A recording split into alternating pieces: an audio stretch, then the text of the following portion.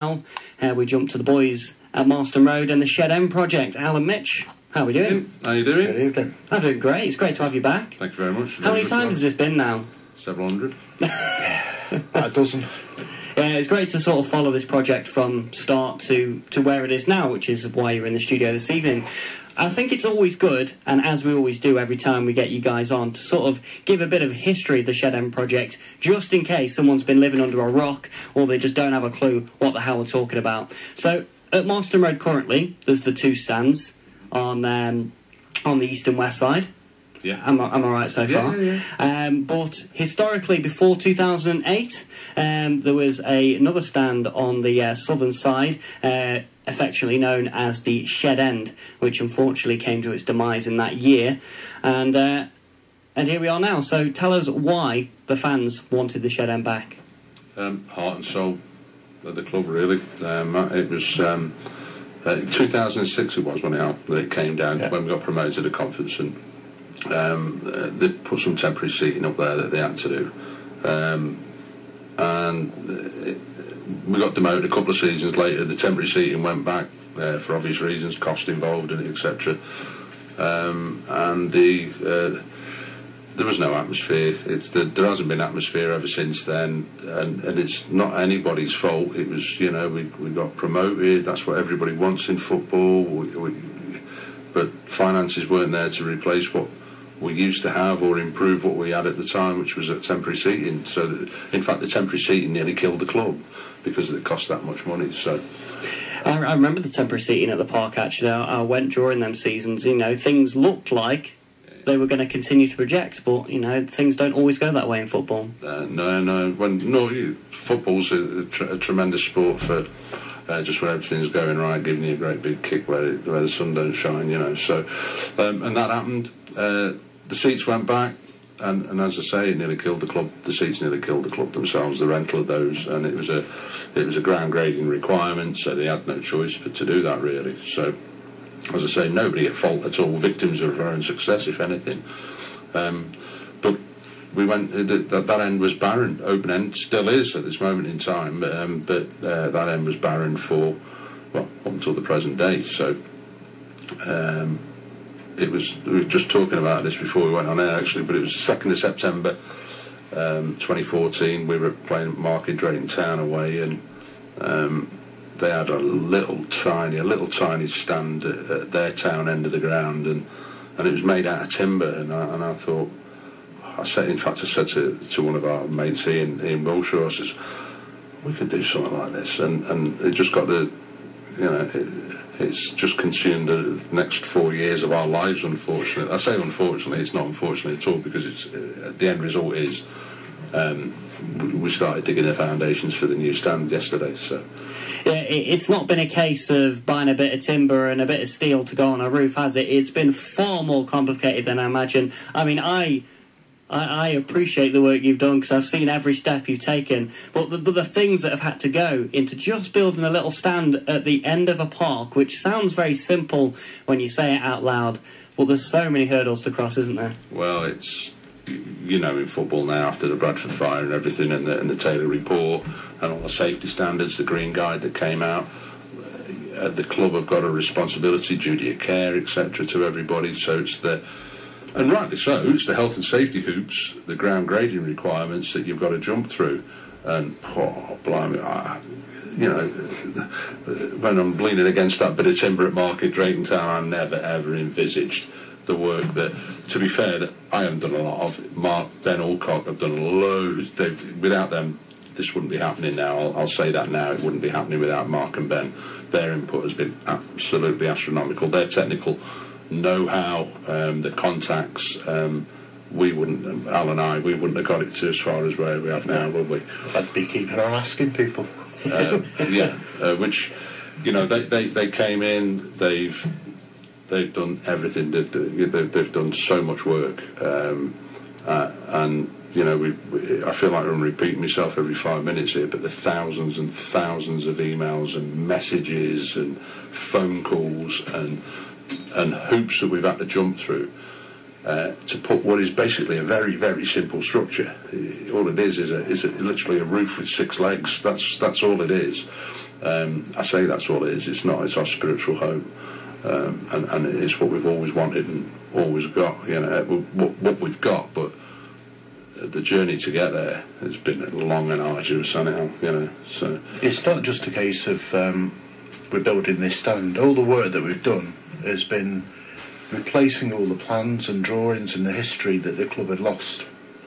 There was cabinets worth that have gone over the years, so we've now actually got all of the topographical surveys and all the ground information that had gone, so we've paid for that for the club as well, so that's their history back, and it'll also help with future works if you go on to another phase. Do you think this stand is going to be all the more special than the last one because it's fan funded, because it's funded by local supporters? Do you think it's going to be better than the previous? Yeah, it is to me anyway. Without a doubt, it is to me. But because you've got fond memories of the old stand, haven't you, Mitch? Grew up in it, mate. Absolutely. I grew up in there. I've quite literally stood under there for over 50 years. Well, it would have been if it had still been there, but you know, I'm 54 now and I've been going there with my dad since I was 2 years old. So I've grown up and stood next to people and watched them sort of come to the first game. I've watched other people come to the last game up there, you know. So the mix of people, the different people that you get in there from every background and you know, every single occupation background, they're just a mishmash of brilliant friends. I've got lifelong friends that I stand under or have stood under that stand with that I never see outside of the football. I see them once or twice a week when we go to Borough, and we know everything about it. We laugh, we joke, and I never see them any other time. It's just, I know it's not just me, because many people have said the same. And you hit the nail right on the head when you said, do you think it's going to be special because of the fans that built this? Yeah, I do. I mean, I do, definitely, without a doubt. I mean, I've never seen a more passionate group of people about, I mean, people who never go in that stand, never ever been in that stand, and probably will never go in that stand, have contributed in some cases thousands of pounds. I mean, many thousands of pounds. I mean, we've done, you know yourself, we've done all sorts of fundraising for it. It's taken us 4 years. We've raised in excess of 50 grand. Now, you know, when you look at things like Children in Need and that, 50 grand's a drop in the ocean, it's nothing. But when you think that we've got a captive audience of around about 400 or 500 people, and those people have gone into the pockets time after time and time after again, supporting whatever little fundraising activity we've got on at the moment. One bucket collection, we got 1,600 quid.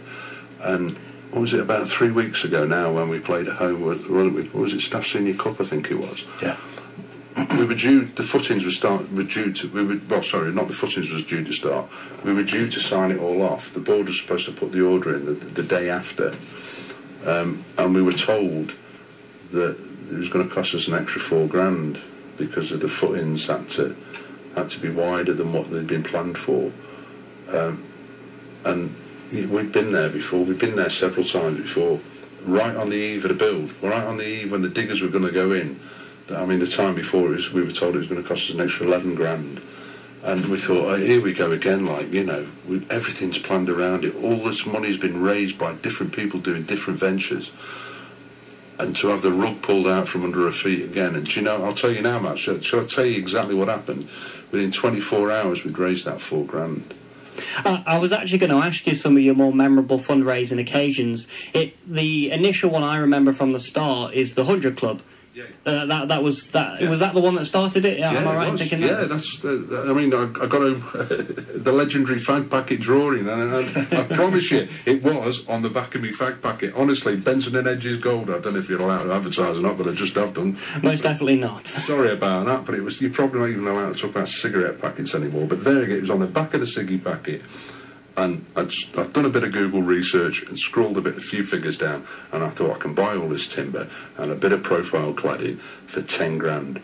So that's why I set up the 100 Club, and everybody was chucking their 100 quids in, and then reality sort of set in, and There was a structural engineer who was a friend of the club, and he said, "Nah, mate, it can't happen. You know, you cannot build anything out of timber in a football ground anymore." So it went on from there, and certainly for me to sit and tell you about everything that's happened along the way, well, it'd take me 4 years and 3 months to tell you because it's very eventful.